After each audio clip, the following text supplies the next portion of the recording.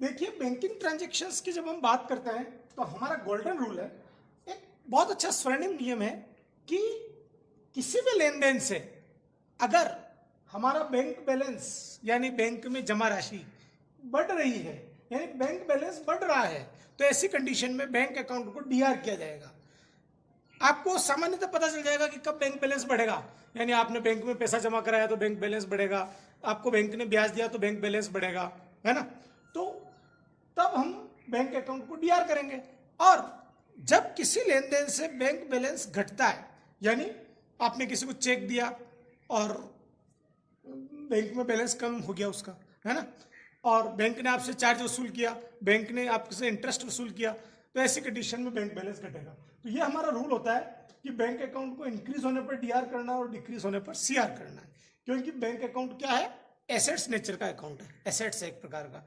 और traditional approach के according bank account क्या है, बैंक अकाउंट आपका पर्सनल अकाउंट है, आर्टिफिशियल पर्सन है। देखिए, अब बात करते हैं कि किस किस तरह के ट्रांजेक्शन हो सकते हैं। जैसे पहला ट्रांजेक्शन मान लीजिए चेक इश्यू किया हमने, हम करंट अकाउंट से हमें जो चेक बुक मिली है उससे चेक फाड़ के दूसरों को देते हैं, उसको चेक इश्यू करना कहते हैं। हमने किसी व्यक्ति को जो हमसे पैसा मांगता है, क्रेडिटर है, चाहे हमने उससे माल खरीदा हो चाहे संपत्ति, है ना, तो हम उसको अगर पैसा चुका रहे हैं क्रेडिटर्स को, तो ऐसी कंडीशन में बैंक बैलेंस कम होगा, इसलिए जर्नल एंट्री होगी creditors account DR to bank. और चूंकि क्रेडिटर्स को पैसा चुकाने के बाद अब वो कम मांगेगा, यानी हमारा लायबिलिटी में कमी हुई है, इसलिए क्रेडिटर्स को डेबिट करेंगे। दूसरा ट्रांजेक्शन, अगर एक्सपेंसेस का पेमेंट चेक के जरिए किया जाता है तो एक्सपेंसेस डीआर टू बैंक करेंगे, यानी कोई भी व्यय चुकाया जाता है तो बैंक बैलेंस में कमी होगी और एक्सपेंसेस हमारा बढ़ेगा, एक्सपेंसेस को डेबिट करते हैं, इसलिए एक्सपेंसेस डीआर टू बैंक। और अगर कोई एसेट्स हम खरीदते हैं व्यापार के लिए, तो ऐसी कंडीशन में एसेट्स खरीदने पर एसेट्स में वृद्धि होती है, इसलिए डेबिट करते हैं, और उसको खरीदने के लिए अगर हमने चेक दिया है तो बैंक अकाउंट क्रेडिट होगा। इस प्रकार से हम चेक इशू करने पर हमेशा बैंक अकाउंट को क्रेडिट करते हैं। ध्यान दीजिए, चेक इशू करने पर यह नहीं देखा जाता है कि हमने जिस व्यक्ति को चेक दिया वो चेक लेकर के बैंक में कब जाएगा, यानी हम यह मान लेते हैं कि हमारे चेक देते ही वो व्यक्ति बैंक में जाकर के पैसा ले लेगा, इसलिए हम बैंक अकाउंट को क्रेडिट कर देते हैं। देखिए, चेक इशू करने पर हमेशा बैंक अकाउंट क्रेडिट होता है, लेकिन चेक रिसीव्ड करने पर, चेक प्राप्त करने पर क्या एंट्रीज होती है। देखिए, चेक हमने किसी से प्राप्त किया तो ऐसी कंडीशन में दो स्थितियां उत्पन्न हो सकती है। पहली स्थिति में क्या है, हम उसी दिन जाकर के बैंक में पैसा जमा करवा सकते हैं। अगर हम उसी दिन बैंक में पैसा जमा करवा देते हैं तो उसी दिन हमारा बैंक बैलेंस बढ़ जाएगा, ये हम मानेंगे, तो हम बैंक अकाउंट को डीआर करेंगे। और जिस भी माध्यम से पैसा आया है, यानी जिस भी कारण से पैसा आया है, इनकम के कारण से चेक प्राप्त हुआ या किसी डेटर्स के हिसाब में चेक प्राप्त हुआ, माना कि डेटर्स का नाम एक्स है, और किसी संपत्ति को बेचने पर चेक प्राप्त भी हो सकता है। हम संपत्ति को भी कभी कभी डिस्पोज कर सकते हैं, तो वो संपत्ति बेचने पर भी हमें चेक मिलेगा। तो ऐसी स्थिति में देखिए, अगर उसी दिन, ध्यान दीजिए, सेम डे, उसी दिन बैंक में पैसा चेक जमा करा दिया जाता है, तो हम ये एंट्री करेंगे, यानी बैंक अकाउंट डीआर करेंगे, ठीक है। और दूसरी कंडीशन होती है बाद में जमा कराना। अगर हमें जो चेक मिला है उसे हम बाद में जमा कराते हैं, यानी 2 तारीख को चेक मिला और 10 तारीख को हमने उस चेक को बैंक में जमा कराया, तो ऐसी स्थिति में 2 घटनाएं हो गई, एक तो चेक प्राप्त करना और एक जमा करवाना। तो दोनों घटनाओं पर क्या एंट्री होगी, इसके बारे में 2 कंसेप्ट है। ओल्ड जो कंसेप्ट है, प्राचीन विचारधारा, पुरानी विचारधारा है, उसके हिसाब से चेक प्राप्त करने पर हम उसको कैश मानते थे, क्योंकि बाद में जमा कराएंगे ना, तो ऐसी कंडीशन में जिस दिन प्राप्त किया उस दिन हम उसको कैश मानेंगे, क्योंकि उस चेक को हमने गले में कैश के साथ रख दिया है, इसलिए। तो चेक प्राप्त करने पर पुरानी विचारधारा के अनुसार एंट्री करेंगे cash account DR to X, माना कि एक्स से हमें चेक प्राप्त हुआ तो एंट्री क्या होगी, cash account DR to x.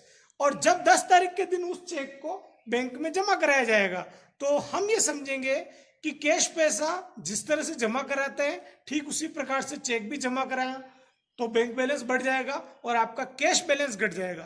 Cash balance का मतलब वो चेक भी कैश बैलेंस में इंक्लूड था। तो bank account DR to cash, इस प्रकार से हम ये जर्नल एंट्री कब करेंगे, जब बैंक में जमा करवा दिया जाता है चेक। जब चेक को बैंक में जमा करवा दिया जाता है तो एंट्री होगी bank account DR to cash. ये एंट्री तब भी होती है जब हम नगद पैसा बैंक में जमा करवाते हैं या करंट अकाउंट खोलते हैं। करंट अकाउंट खोलने पर नगद पैसा जमा कराते हैं तो ऐसी कंडीशन में भी यही एंट्री होगी bank account DR to cash. चूंकि हमें यह आइडेंटिफाई नहीं होता है कि हमने चेक जमा कराया या कैश जमा कराया, इसीलिए नया कंसेप्ट है आजकल। नया कंसेप्ट क्या है कि जब हम किसी से चेक रिसीव करते हैं तो हमें क्या एंट्री करनी चाहिए, cheque in hand DR to X, यानी एक्स से चेक प्राप्त किया तो cheque in hand DR to X. और जब हम चेक को बैंक में डिपॉजिट करा देते हैं, है ना, क्योंकि तब जब तक पैसा बैंक में नहीं गया है उसको चेक को चेक ही कहेंगे, उसका नाम हो गया चेक इन हैंड अकाउंट, नया अकाउंट है, टेम्परेरी नेचर का अकाउंट है। जैसे उस चेक को बैंक में जमा करा देते हैं, 2 तारीख को चेक प्राप्त होने पर एंट्री करेंगे, 10 तारीख को चेक प्राप्त होने पर हम क्या करेंगे, bank account DR to cheque in hand, यानी हमारा बैंक बैलेंस बढ़ गया तो बैंक अकाउंट डीआर हो गया और चेक इन हैंड हमारा अकाउंट पहले हमने खोला था तो डेबिट किया था, अब उसको हम क्रेडिट करके बंद कर रहे हैं। इस प्रकार से चेक प्राप्त करने पर 2 कंडीशन में हमने एंट्री ऐसी की, उसी दिन जमा कराया जाता है तो क्या करेंगे और बाद में जमा कराया जाता है तो कौन सी स्थितियां उत्पन्न होगी और पुराने और नए दोनों कंसेप्ट के हिसाब से क्या एंट्री करेंगे। Thank you. देखिए कुछ बैंकिंग ट्रांजैक्शंस और होते हैं। पहला है बैंक चार्जेज। जैसे बैंक अपने को विभिन्न प्रकार की सेवाएं प्रदान करता है उसके लिए बैंक हमसे चार्ज लेता है, तो बैंक हमसे कैश चार्ज नहीं लेता है, हमारे खाते में से काट देता है पैसा। तो हमारे खाते में से जब बैंक पैसा काटेगा तो हमारा बैंक बैलेंस कम होगा और बैंक बैलेंस डिक्रीज या कम होने पर हम बैंक अकाउंट को क्रेडिट करेंगे। इसलिए बैंक चार्जेज के लिए बैंक अकाउंट को क्रेडिट किया जाता है। और चूंकि बैंक चार्जेज एक प्रकार का व्यय है व्यापार के लिए, इसीलिए वित्तीय व्यय होने के कारण बैंक चार्जेस को डेबिट किया जाता है, डेबिट द एक्सपेंसेस, इस रूल के आधार पर। दूसरा ट्रांजेक्शन होता है बैंक से जब हम लोन लेते हैं। तो देखिए जब हम बैंक से लोन लेते हैं तो बैंक हमारा एक अलग से लोन अकाउंट खोल देता है। ये एक अलग ही अकाउंट होता है जो लोन कितना लिया कितना चुकाया उसके लिए होता है। तो जब हम बैंक से लोन लेते हैं तो ऐसी कंडीशन में बैंक हमें कैश पैसा नहीं देता है लोन का, बल्कि हमारा जो करंट अकाउंट जो होता है उसके अंदर वो पैसा ट्रांसफर कर देता है, तो हमारा बैंक बैलेंस बढ़ जाएगा। देखिए हमारा बैंक बैलेंस लोन लेने पर क्यों बढ़ता है, क्योंकि जो बैंक बैलेंस है वो करंट अकाउंट है और बैंक ने लोन का पैसा हमारे करंट अकाउंट में डाल दिया है, तो निश्चित रूप से करंट अकाउंट का बैलेंस बढ़ेगा तो हम बैंक अकाउंट को डेबिट करेंगे। लेकिन हमारा एक दायित्व जनरेट हो जाएगा, वो दायित्व का नाम है बैंक लोन अकाउंट, है ना। तो ये बैंक लोन अकाउंट एक अलग से पर्सनल अकाउंट है, ये बैंक में एक अलग संबंध को शो करता है। ये भी पर्सनल अकाउंट है, ये भी पर्सनल अकाउंट है। बैंक अकाउंट आपका करंट अकाउंट है जो भी पर्सनल अकाउंट है और बैंक लोन अकाउंट भी पर्सनल अकाउंट है। तो बैंक से जब हम लोन लेते हैं तो bank account DR to bank loan account journal entry होगी। अब देखिए जब हम बैंक से पैसा निकालते हैं, हमारे करंट अकाउंट से जब हम पैसा निकालते हैं तो ऐसी कंडीशन में पैसा निकालने का पर्पज घरेलू या निजी हो सकता है और व्यापारिक पर्पज हो सकता है। अगर बिजनेस पर्पज से या ऑफिस यूज के हिसाब से, ऑफिस यूज और बिजनेस पर्पज दोनों एक ही बात है, यानी अगर व्यापार में पैसे की जरूरत है और अगर हम बैंक से पैसा निकालते हैं तो इसको बिजनेस पर्पज कहेंगे। ऐसी कंडीशन में कैश बैलेंस बढ़ेगा और बैंक बैलेंस घटेगा। बैंक से पैसा निकालेंगे तो बैंक बैलेंस बढ़ेगा और कैश डेबिट वार्ड कम से इसलिए कैश डेबिट होगा। अब देखिए निजी उपयोग से, अगर बैंक से पैसा निकालने के पीछे उद्देश्य निजी है, यानी बिजनेस के करंट अकाउंट से, बैंक अकाउंट से हम निजी उपयोग के लिए पैसा निकाल रहे हैं, यानी पैसा निकाल करके घर का कोई भी कार्य कर रहे हैं, घरेलू मेंबर का या हमारा घरेलू निजी कोई भी कार्य कर रहे हैं, है ना, चाहे वो LIC प्रीमियम ही क्यों ना हो। LIC प्रीमियम स्वामी का निजी व्यय होता है। चाहे इनकम टैक्स चुकाना हो तो वो भी निजी उपयोग होता है, ठीक है। या किसी प्रकार का ड्राइंग, तो ड्राइंग के कारण अगर बैंक से पैसा निकाला जाता है तो drawing account DR to bank, ये जर्नल एंट्री होगी क्योंकि बैंक बैलेंस कम होगा और ड्राइंग अकाउंट डेबिट होता है कैपिटल में कमी होने के कारण। देखिए कुछ अन्य बैंकिंग ट्रांजैक्शंस के और एग्जांपल समझते हैं। जैसे चेक जो हमने इशू किया वो डिसऑनर हो गया। डिसऑनर का मतलब होता है अनादरण होना, यानी चेक का पैसा नहीं मिलना। तो हमने जो चेक इशू किया उस समय हमने वाई को जैसे चेक इशू किया तो उसकी जर्नल एंट्री करेंगे वाई डीआर टू बैंक। तो जब हमने चेक इशू किया था तब बैंक अकाउंट को क्रेडिट किया था और वाई रिसीवर था उसको डेबिट किया था, लेकिन हमने वाई को चेक दिया और किसी कारण से बैंक ने उसका पैसा वाई को देने से मना कर दिया, डिसऑनर हो गया। डिसऑनर होने के कई कारण होते हैं जिसको हम आगे पढ़ेंगे बीआरबीपी वाला चैप्टर पढ़ते समय। तो देखिए कि चेक डिसऑनर होने पर जो ओरिजिनल एंट्री हुई थी उसकी ऑपोजिट एंट्री होती है, यानी इस एंट्री को वापस हम कैंसिल कर लेंगे।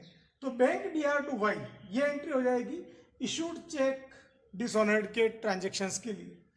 अब ऐसा भी हो सकता है कि हमें जो चेक मिला एक्स से चेक मिला था तो तब हमने एंट्री की थी bank account DR to X, वो चेक डिसऑनर हो गया यानी उसके पैसे हमें नहीं मिले।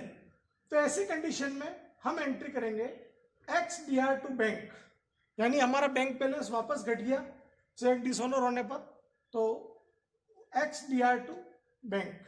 तो हमने पहले क्या एंट्री की थी bank DR to X, bank में पैसे जैसे डिपॉजिट कराया चेक हमने बैंक अकाउंट डीआर कर लिया और एक्स को क्रेडिट कर लिया, एक्स से चेक प्राप्त किया था इसलिए।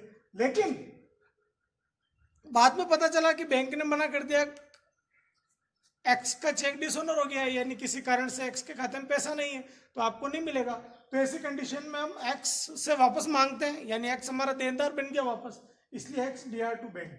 तो डिपॉजिटेड चेक डिसऑनर्ड की ये जर्नल एंट्री होगी। अब बात करते हैं इंटरेस्ट की। तो इंटरेस्ट बैंक आपको देता भी है और बैंक लेता भी है। अगर बैंक आपसे इंटरेस्ट लेता है तो उसको हम बोलेंगे इंटरेस्ट चार्ज्ड या बाय बैंक, यानी बैंक ने इंटरेस्ट चार्ज किया।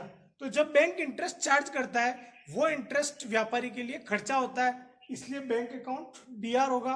और वो इंटरेस्ट कैसे चार्ज करता है, आपका बैंक डिपॉजिट होता है उसमें से कमी करता है, तो इसलिए टू बैंक करेंगे क्योंकि बैंक बैलेंस घट रहा है।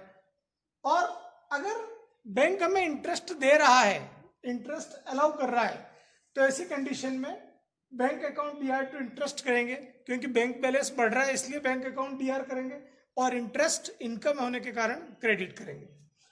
अब अगला ट्रांजैक्शन लेते हैं हम रीपेमेंट ऑफ बैंक लोन, यानी हमने बैंक से कोई लोन लिया है उसका अगर हम रीपेमेंट कर रहे हैं यानी पुनर्भुगतान कर रहे हैं, तो अगर वो पुनर्भुगतान कैश पैसा डिपॉजिट कराया जाता है उस लोन अकाउंट में, हम कैश पैसा जमा करा देते हैं अगर, तो हमारा ऋण कम हो जाएगा यानी दायित्व में कमी होगी, इसलिए bank loan account DR to cash, हमारा दायित्व भी कम होगा और व्यापार से कैश भी कम होगा।